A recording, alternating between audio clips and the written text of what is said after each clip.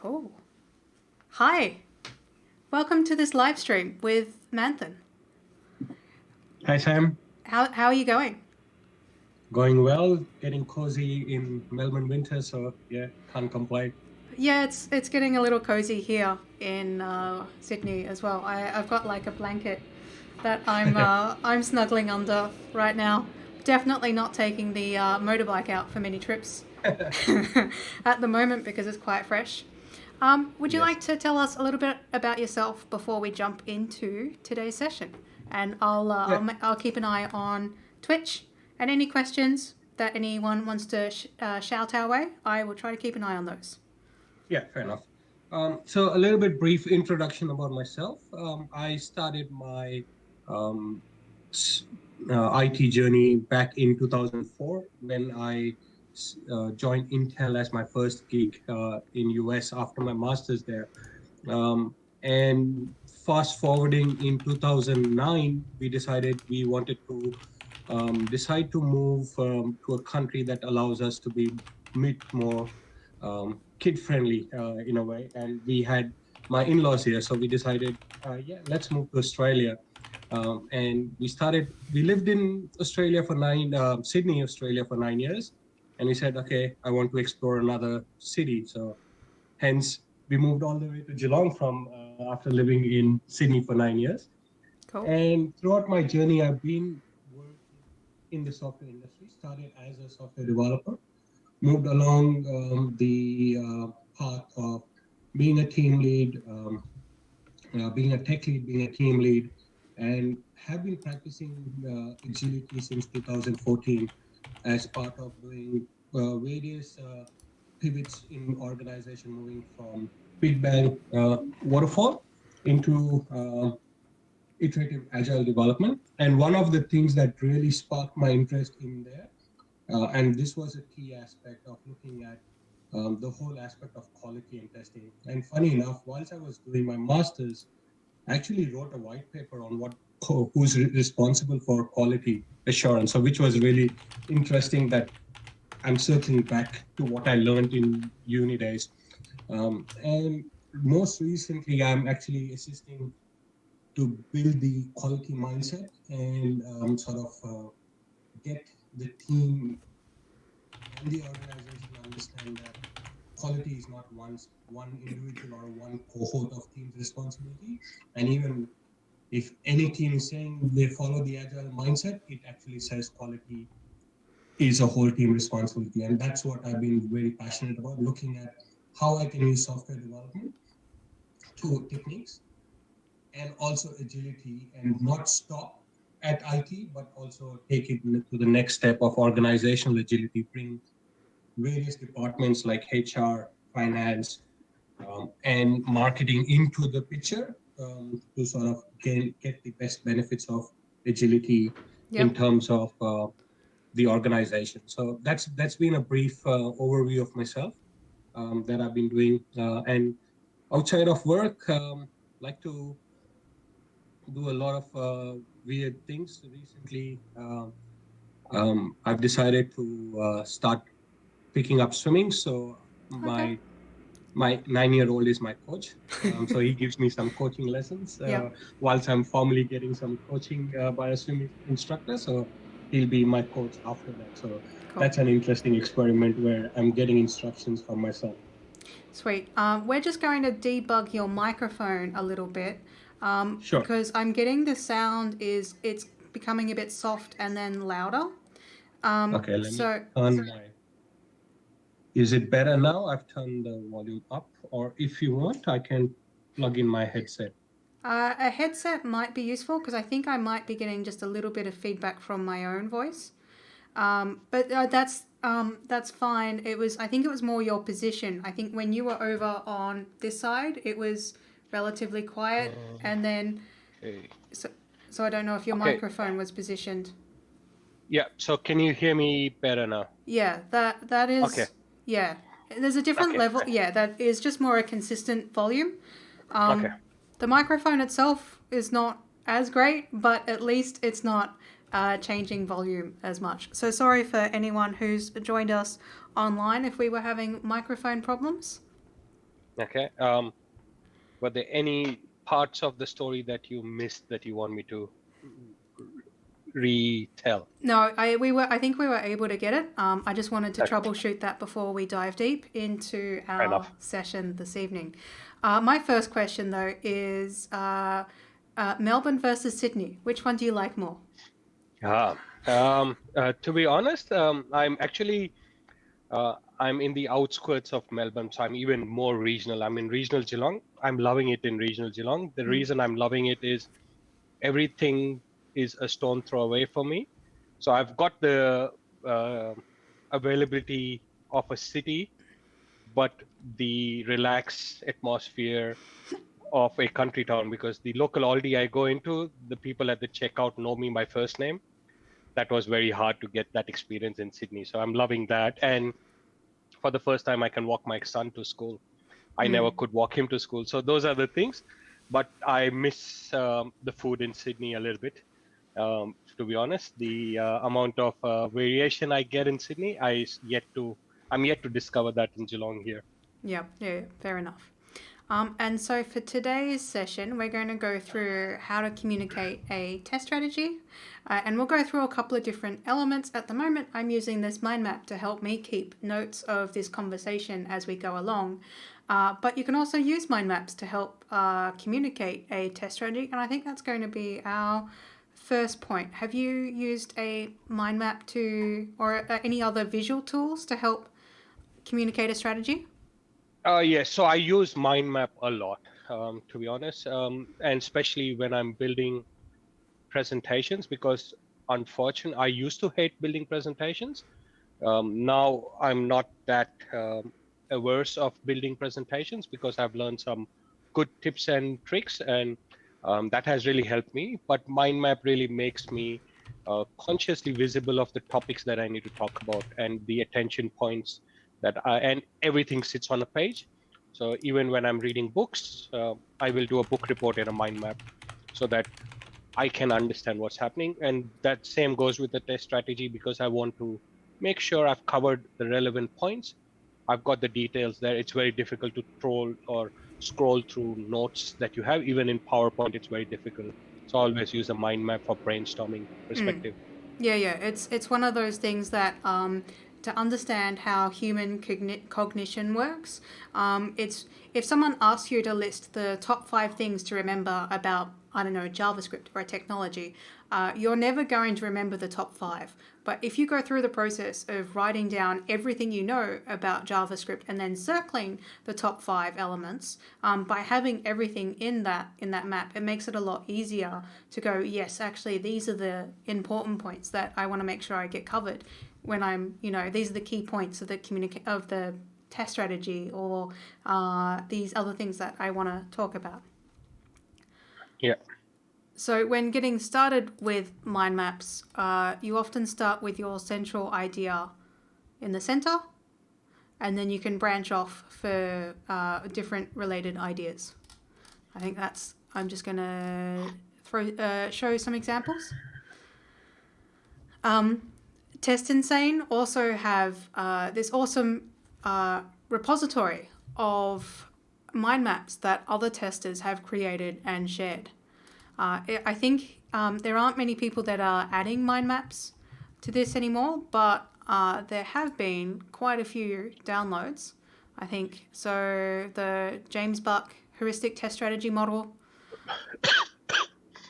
that's a big mind map.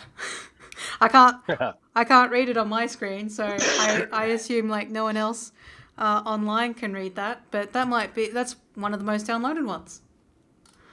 When was the last time you used a mind map?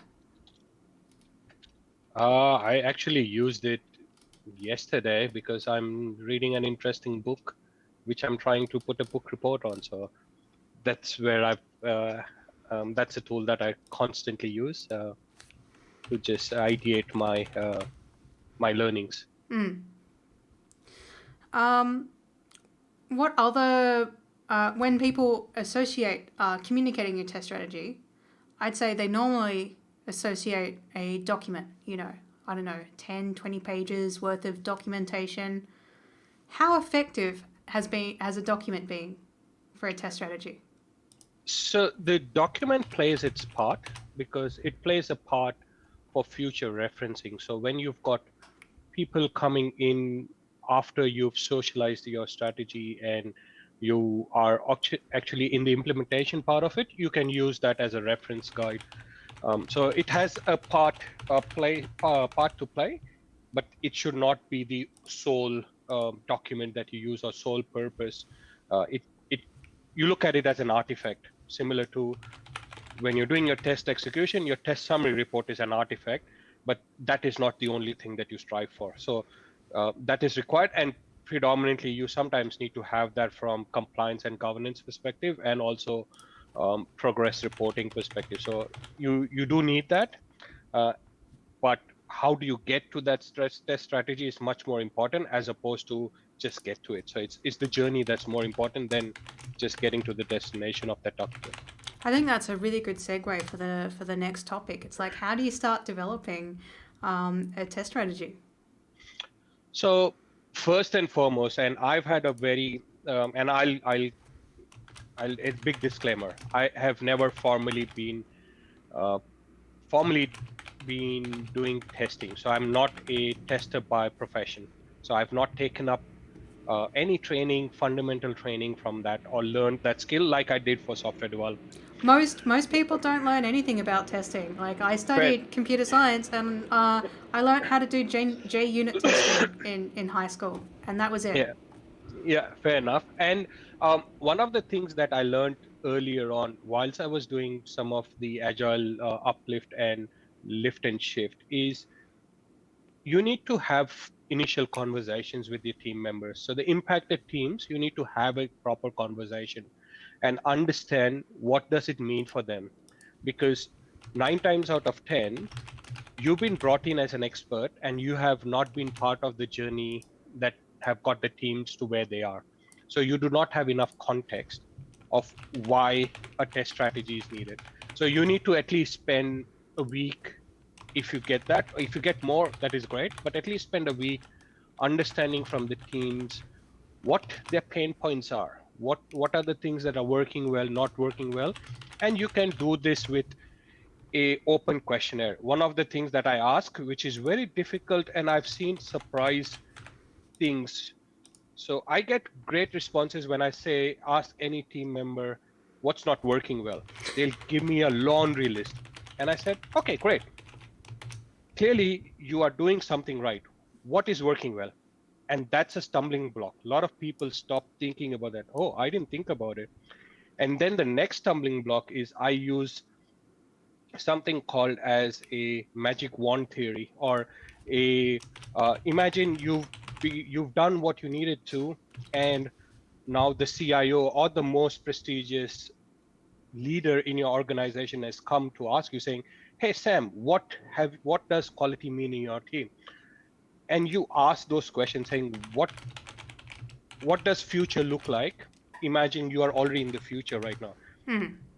And Yeah, that gives I you like some. I like to ask a similar question when trying to gauge that. Is like, if we could fix one thing tomorrow, Yeah. what would it be? If we had a magic quality wand and could fix anything tomorrow, what would it be? Yeah, and then I just follow it up saying, okay, I'm being a bit more gracious, so I'll be a genie, I'll give you another wish. So give me your 2 wishes. That gives you enough fodder to sort of align your strategy towards, because the team's almost given you what they want to see as success. Now it's your turn to formally present it in a structural way that looks like a strategy. So in a way, I've actually been sneaky and a bit more lazy by asking the team all these questions, and they've given me the strategy in a way, not in a formal sense, but they've given me the recipe or the ingredients. Now I've got to make a good recipe out of it, if that makes sense. Mm-hmm. It certainly does. When you are getting familiar with new teams, I guess we will pop in a reference for the golden circle method. Do you want to walk us through that method? Yeah. So this is a very, very simple method, but very powerful method. And this actually gets, if you use it well, you can use it for any scenario. It goes by the why, how, and what. Now, most of the times when we talk about, and this is very important or very, you see that more often than not, especially in um, logical thinking field of works like software engineering, we know the what, we know what needs to be done, and we also know why, how it needs to be done. Most of the times we do not know why we are doing what we are doing. So asking people to think about stopping and thinking why having a good quality framework is important for you. Why do you think? And going back, right? And if any one of you have had any experience with young ones, toddlers or kindergarten ones or primary school kids, predominantly they learn by asking why. They keep asking you why do I need to do this? Why should I not be watching TV till 10 p.m. on a school night? Why do I do this? So you learn by answering those why questions, but we forget about asking those why questions in a professional context. It's very important, and that actually gives you the purpose. So that ties your personal purpose as a engineer as to why this is important to me. Why is quality important to me, and how does it impact me? That's the next thing, right? Because when you look at change, the first thing people always think of is, yeah, I understand all the fluff you're telling me, Manthan, but how is it going to increase my workload, and by how much? So what's the actual impact to me and my team? So you need to sort of address that. And the next aspect is you're going to then sort of give them tips and sort of agreement on what you're going to do.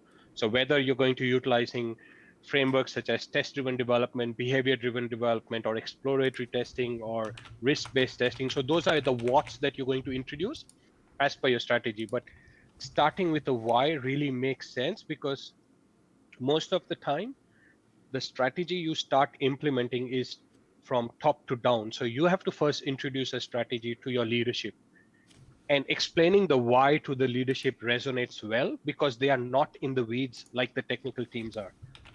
So it's always important to circle back, and circling back to the common one, saying, okay, reduction in cost, increase in productivity, increase in revenue, increase in morale, increase in reputation.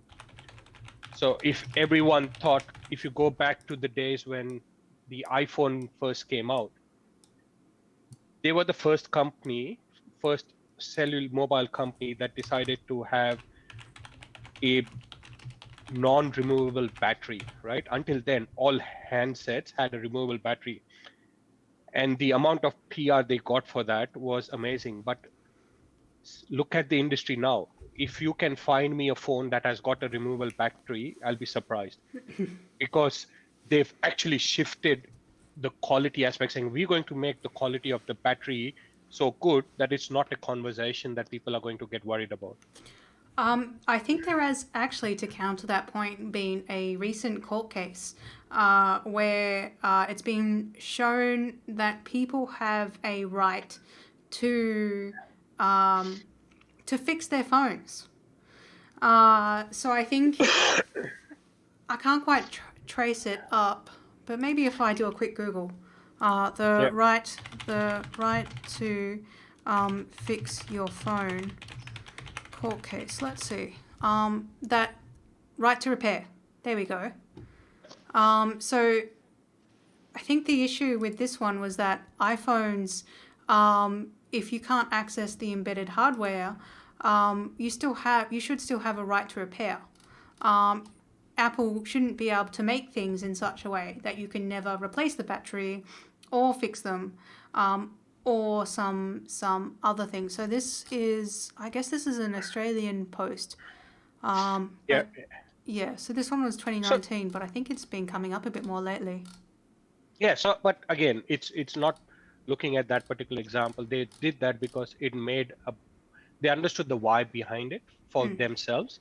So they're not looking at the consumer as a whole. They're looking at, from their perspective as a company, why did it make sense to not have a removable battery and go against the grain, whilst every single handset maker had a removable battery?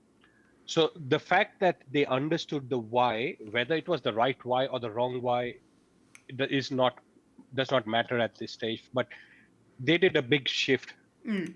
And if they had just focused on the what and the hows, they would not have been able to do the big shift. And if you look at a lot of the things is the organizations and the teams that understand the why, the how and the what, they all flow so easily that it makes it easier for them to implement the strategy and makes it easy to communicate.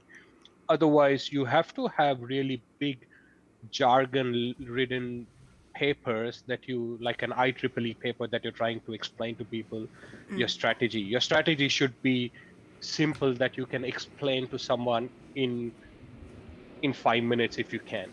And that's the selling point, saying if I give you 5 minutes and I have enough technical context or a technical understanding, can you explain what your test strategy is going to be? And then if I need, I'll have a deep dive in the what's. And that's the purpose. So because you need to get that first initial sign off and first initial acknowledgement. If you never get that acknowledgement, the next step is going to be very difficult. And these strategies, you try doing bottom up, sometimes they work, sometimes they don't. But if you do them top down and the why is really understood, makes it much easier for everyone. The next tool we had, I think, in our toolbox to discuss about trying to dive deeper into developing a test strategy was John Cotter's 8-step change model. Yeah, and this is a very good one, and I've used this for lot of organizational change. Now, test strategy is a organizational change, but to a certain degree. And if I look at, let me open reference. I had one. Just give me a minute. I'm going to open up on my end to just be able to. Yeah, if you can just ping me the link, I can share it here as well. So it's more. It's not a link. It's one of the diagram that I did, but. So what I normally have, so if you look at the 8th step, the first thing that it, hold on, let me find a link, referenceable link, hold on. You can It's share much your screen as easier well, if and I can make it larger for anyone who's All right. joining us. Let me share my screen. Okay, continue with share screen. Okay. Let me know if you can see my screen. I will make that. There we go. Yep. Perfect. Yep. Yeah. So this is, again, this is in a different context. But what I do is I look at the 8 steps. So the first one always starts with why this is important. The second step is saying creating your guiding team or creating your champions or your visionaries that are going to support you. Because again, the strategy is such a thing that you need multiple people who can go to address the questions, because you are a single person. If you're doing this, there'll be 10 teams that are impacted. You won't be able to explain their context. So you need to have a coalition of team that understand that. The third step that you look at is sort of understanding the vision of why this is, what's your forward vision, what's your North Star that you're going to address. The fourth step is your high level plan. Now, again, this needs to be a fluid plan, does not need to be concrete plan, right? You don't just say, okay, Q1, I'm going to do this. It can be as fluid as you want or as open as you want. The next step is you talk about your immediate actions. The step number 6 is showing them your quick wins. So what are the golden opportunities or the low hanging fruits of progress that you're going to show them? That's your quick wins. And the 7th step is sort of your long-term goals. So once you've achieved your short-term targets, what your long-term is. And the 8th is embedding the change. So if you look at the 8th step of Cotter, and let me open up Cotter's 8th step also, hold on.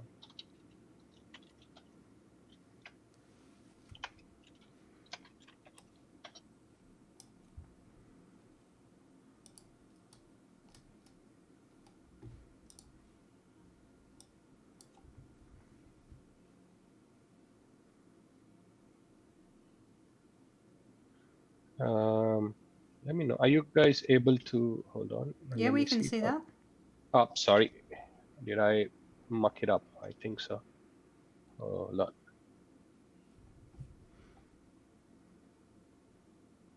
Okay. Should be able to see. There you go. Yep. So this is how you go about um, the 8 steps. Is saying, okay, first and foremost, you need to create an urgency, because, and this is very important, and you are seeing this happening right now in Australia as well. And you see those examples. Very important example right now, the vaccine rollout.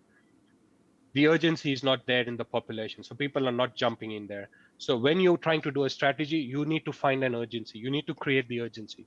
And for some teams, it would be very simple because things are just falling apart. You've got a burning platform, or things are stable, are humming along, but you get incidents, major incidents, reputation things now and then. The second aspect is creating a coalition. This is very important because you are then going to be able to address the concerns of various teams, as opposed to you being singly going into various teams. So you'll have peers who understand the strategy and understand what you're doing, and they can be your supporting teams. The third step is creating a vision. So you need to sort of explain your North Star, why we're doing it. So if you look at some landmarks things, right? Even Martin Luther King, I have a dream. John F. Kennedy, we want to go to the moon. So like creating a vision so that people can understand.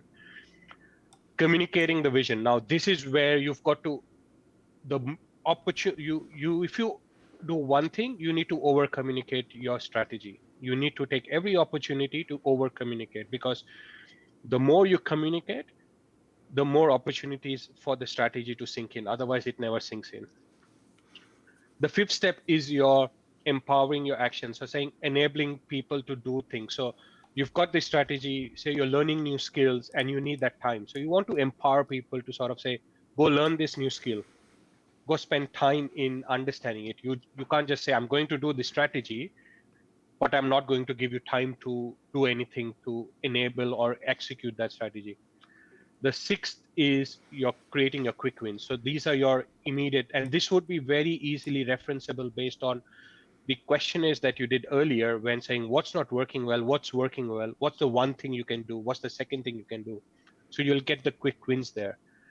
The seventh one is you're building on that chain. So once you've got that momentum and the snowball effect, you then start amplifying that.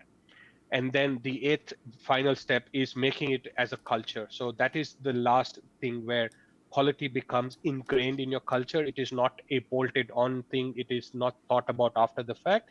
It is thought on from the start to the end. And you look at it from quality perspective that way. So that's the high level steps that I used, and then form my strategy differently based on that. You've been trying to come up with a test strategy for your current team, haven't you? Yes, I have. And in fact, it was really interesting as part of that. And that is where, Sam, I think it was really great to even have a read on your strategy that you presented, your mobile app strategy. And I was really, um, uh, Oops.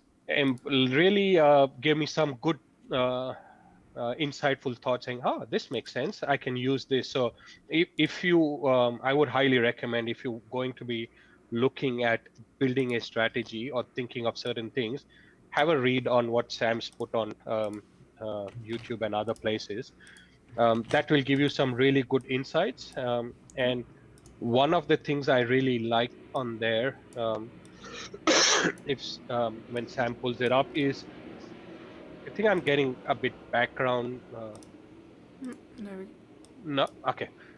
So one of the things which I really loved was the risk-based testing approach, which again, when you look at your strategy, your testing strategy is you should never, well, not never, you will never be able to be in a position where you get no bugs in your system, or you will have 100% quality coverage. So you need to be open, or you need to be very pragmatic and very cognizant of the fact that you need to look at the risk of what you're doing so that you can allocate time accordingly. And if you're a mobile app team, you've got analytics behind it saying get market research, saying, okay, a very simple lot of questions I ask my team saying, okay, so what devices do you test? Or we test a random device now and then. We look at some Android devices, one iPhone device, and some browsers. I said, okay, that's a great start. Do you know what your customers use? Oh, we do, but we don't use that often. I said, why not? And that's something you should, because your customers are using device X, and if you're testing on device Y, you're missing an opportunity. And that is where technical teams need to actually tell the analytics team saying, I need this data. Give me this data on a regular basis so that I can understand, am I moving with my customer? Don't just take a based on the industry standards, because you might be in a very different environment where your customers might not be using industry standards. So they might be geeks like you and me, and most of them might be using Androids and not Apple phones, or someone might be using Nokia phones or Windows phones. So you have to be very cognizant of the fact to get the customer data. And the other things that I've looked at is various tools such as, or various techniques from extreme programming, such as test-driven development, behavior-driven development. And one of the interesting one that I did in the past was mob programming, which was very powerful for me because we had to build software which was built, or it was a brownfield application that we had to rebuild. The teams that had built the software were no longer there. The business users that used the software were no longer there. So we had two options: either sit down, scroll through the code and understand the inner workings. The second option was do a big discovery session for 3 to 6 months. And it's like none of them sounded insightful or appetizing for us, because I did not know what I would get at the end. So we used this technique from Woody Zool, which was mob programming, where pretty much I booked a conference room, put all the key stakeholders on notice saying, please clear your day, and I will call you in when I have any questions for you.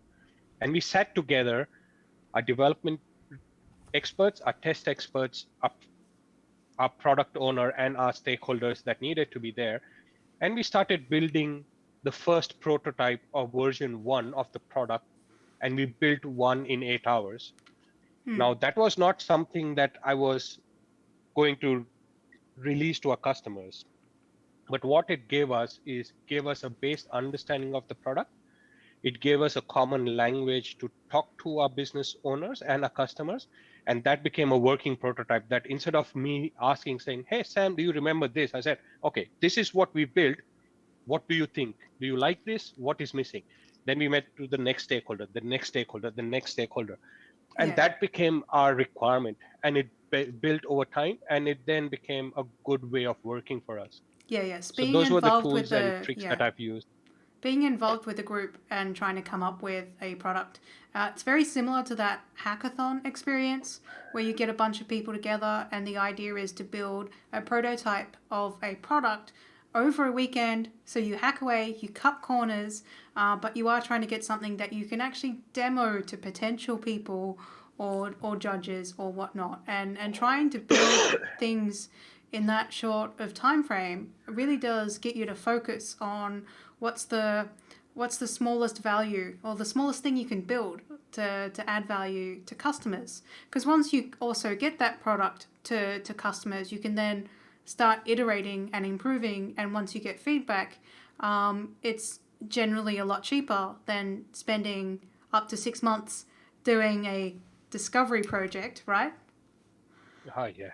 I love those. I love those discovery projects. I still remember, I still have nightmares where I was given a specification which was written by an accountant in a very technical accountant language for a software product that we were to be built. And I was having real great, um, I was having quality sleep, let me put it that way, every day, because I was falling asleep every day at work reading that 80, 90 page document, but I wasn't getting much value out of it. And rather than doing that, I was like, okay, let me just have a conversation with the team members and the customers. And even if I get requirements on a serviette of what the screen should look like, that is a good start rather than you giving me a 80-page document that makes no sense to me. So I think there is, and again, don't get me wrong, that document, you can't just throw it away. There are requirements. If you're working in a very compliance and regulatory environment, you need to have that reference document. But that reference document should not be your starting point. You can build that reference document as you're building your software. So again, don't just say, oh, Manthan told me you don't need documentation, so I'm just going to throw it away. No, you need documentation. You need to be very you need to pay attention to the industry that you're working in and make sure the compliance aspects are not sacrificed. Yeah, if you are getting some background noise at the moment, I've got an airplane flying overhead. So that might cause a little bit of interference on the microphone. But you did mention having big, giant specification, 90-page documents on how the product should work. It was a conversation pointer that came up previously, was to talk about how to use specification by example. Do you want to tell us a little bit about what's involved with that? Yes, definitely. So what specification by example, it's if you've not got that book, I would highly recommend. At least there's more than enough materials to understand from Goiko Ejic, and even Dan North started the business-driven development, which is which builds on that. So you're sort of getting examples from you're getting requirements and articulating them as examples. And I'll show you if I'm able to open that. Bear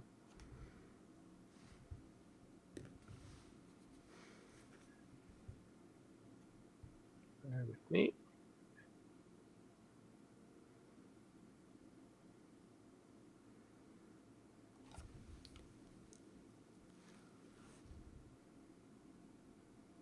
Okay, I'm going to share my screen very quickly. Sure. Okay, let me know if you all can see my screen.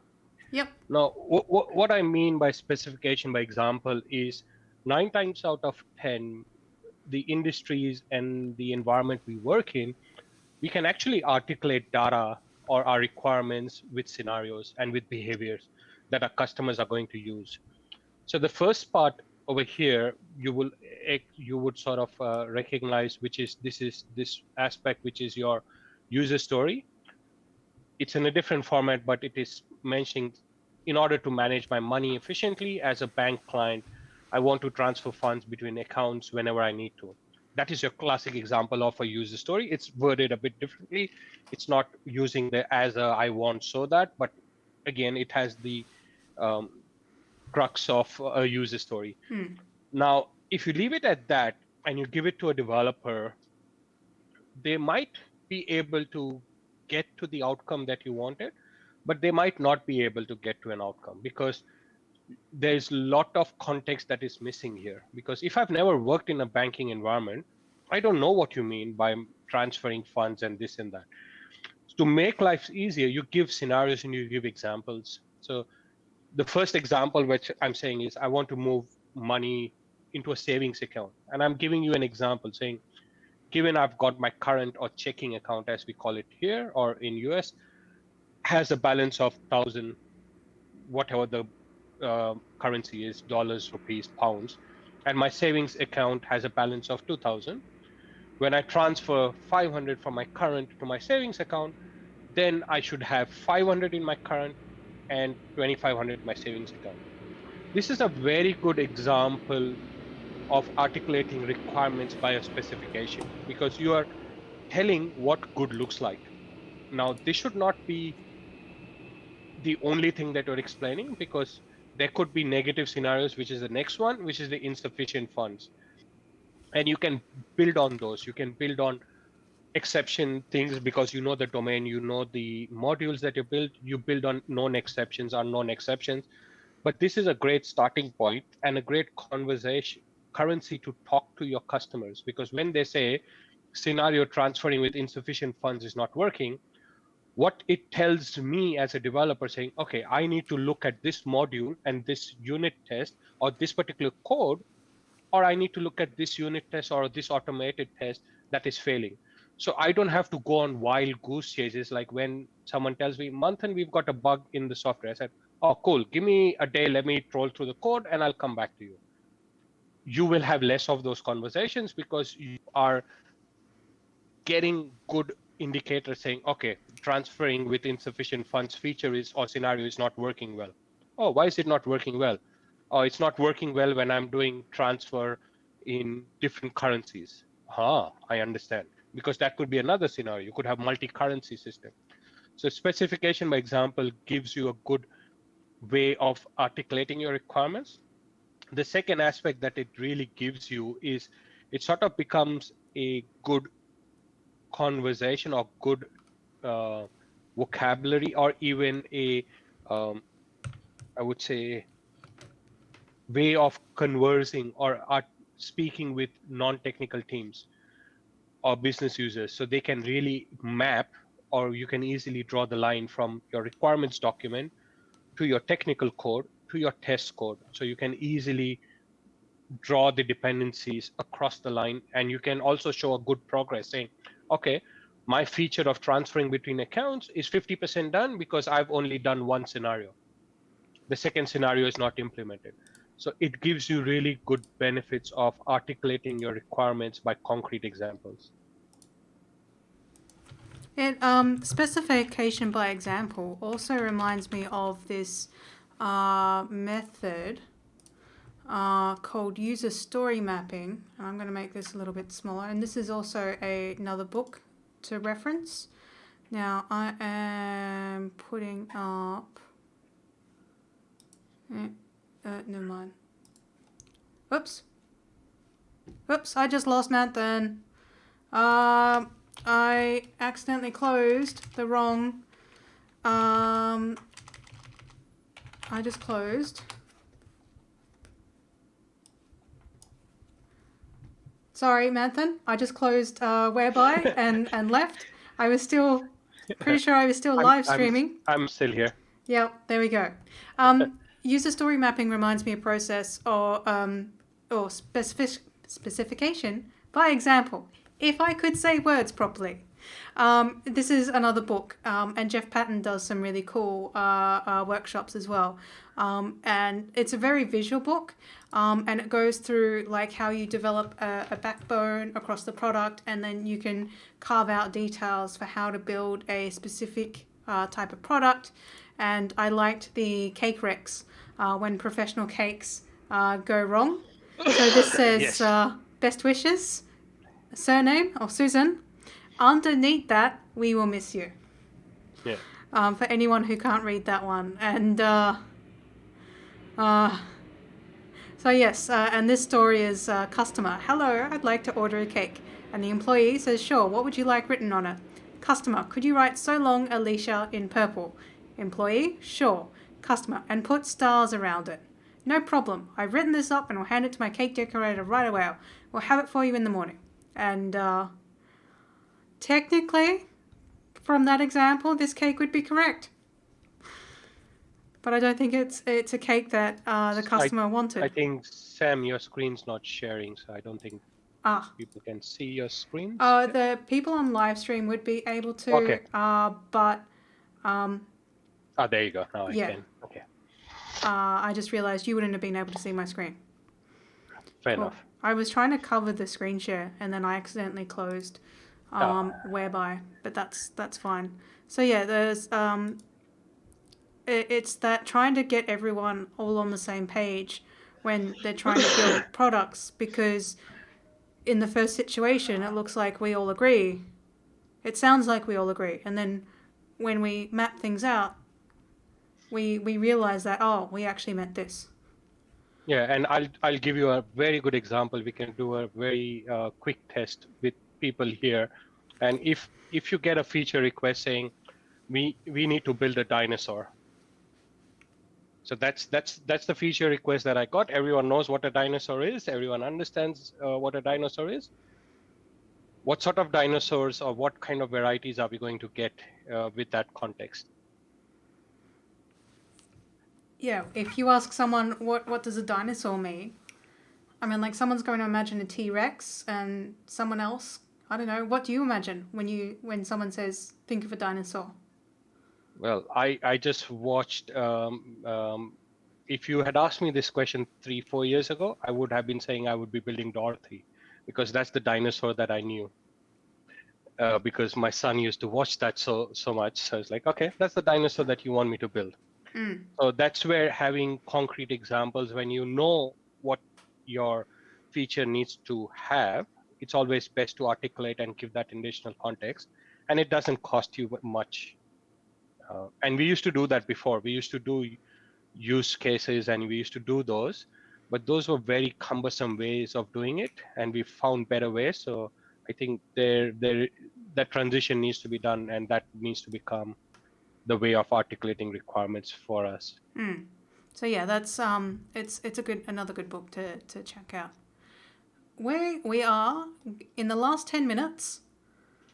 We have to try and summarize some of the points we've talked about. So what's been a key highlight that someone watching you'd want to take away from trying to communicate a test strategy? Any final remarks?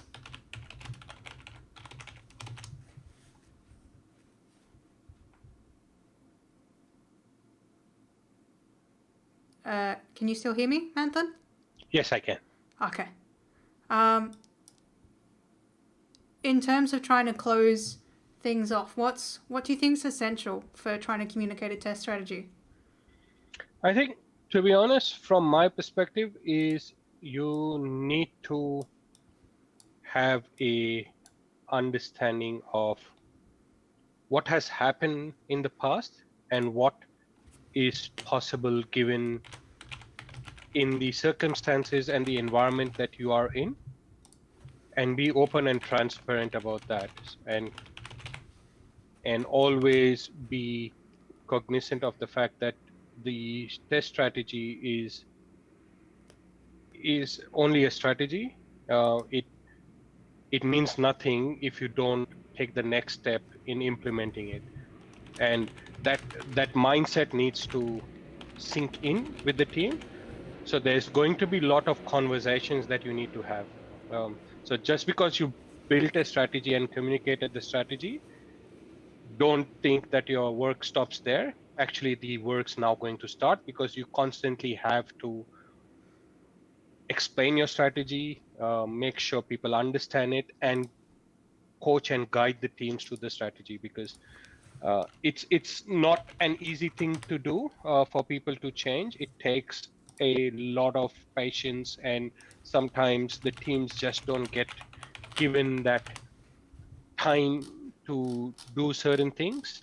So you need to be very cognizant of the fact that everyone goes to work to do the best, but sometimes they just don't have the support system. So just be mindful of that.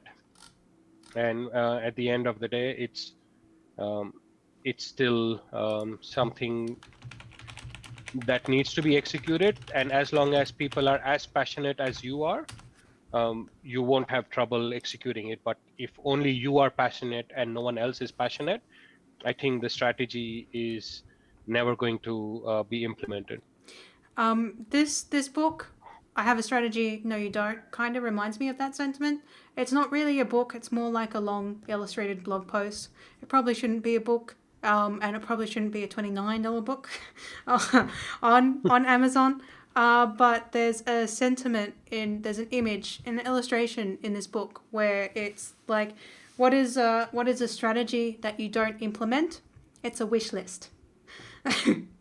So if you a strategy should help you achieve some sort of goal and list out the actions you want to take to get there, and then be motivation for you to actually achieve said goals. And if a strategy doesn't help you achieve anything, then it wasn't a strategy to begin with. Yeah, and one of the things that I look at it from a strategy perspective, and if you are working in an agile environment and you say that you are an agilist, or you say I work as an agile tester or agile developer, your strategy needs to have those kind of ingredients in it, saying if the strategy is not working, you should not think twice before throwing it out and starting all over again if you need to, because just because you've started an experiment does not mean you need to see it to the end. If the experiment is not giving you the right outcome that you anticipated, do another experiment. And your strategy should include those markers in there and those milestones, saying this is how we're going to monitor how we are moving towards our North Star, and be able to review and adapt on a consistent basis. So always use the plan, do, act cycle, and then make sure you do the plan again, do the do and do the act. So that should be something that really helps you in building a strategy, and it should be an evolving thing. It should not be a concrete thing that is there because you built it 5 years ago. It will be there for another 5 or 10 years. You might have moved along, so your strategy should evolve as per how your organization and your capabilities are evolving as well. So I'll be posting up this video on YouTube after 24 hours, and I will put a reference of all of these links we've gone through today, which I'm going to just quickly summarize. We've gone through how mind maps can help you get started with brainstorming an initial strategy and how to visualize things. We've also referenced other mind maps that other testers have created and that can be used. We've spoken about the golden circle. Focusing on starting with the why can help you articulate that test strategy and why you're even building these things out to further leadership and in the company, and you can always come back to that as well. We've also gone through Cotter's 8-step change model process of developing that further. We've also referenced specification by example and how that can help you build software a little bit easier, along with user story mapping as well. Mob programming is a great way to collaborate in teams and trying to get small prototypes and to try and facilitate that customer feedback sooner. We haven't really talked about a mobile app test strategy too much, but I will add it as a reference. When we're talking about a mobile app test strategy, there's also a visual risk-based framework that can be used if you're trying to prioritize things, because you can never really test everything 100% all the time. You always have to take on risk and analyze things to figure out what you want to be tested. And I think that's everything we've covered. We've also briefly referenced I have a strategy, no you don't, on visual strategy communication. And I will share the mind map with everyone else later as well, because I think I took quite a few notes today. It was a really good session. I enjoyed myself, Manthan. Did you? Yes, I did. It was great having those insightful conversations with you, and hopefully the participants got some value out of it. And if you have any follow-up questions, you've got my LinkedIn information. Feel free to send me a question. More than happy to share what's worked with me. And if you found something that has worked for you, would love to hear from yourselves as well as to what has worked in the past. And if something that I've said has not worked for you, that also would be a great learning example for me to saying, hey, Manthan, this doesn't work in this environment. So it would be good to hear some feedback. Awesome. Thank you so much for coming on today. And if anyone online has any questions, feel free to reach out at any point. Thank you.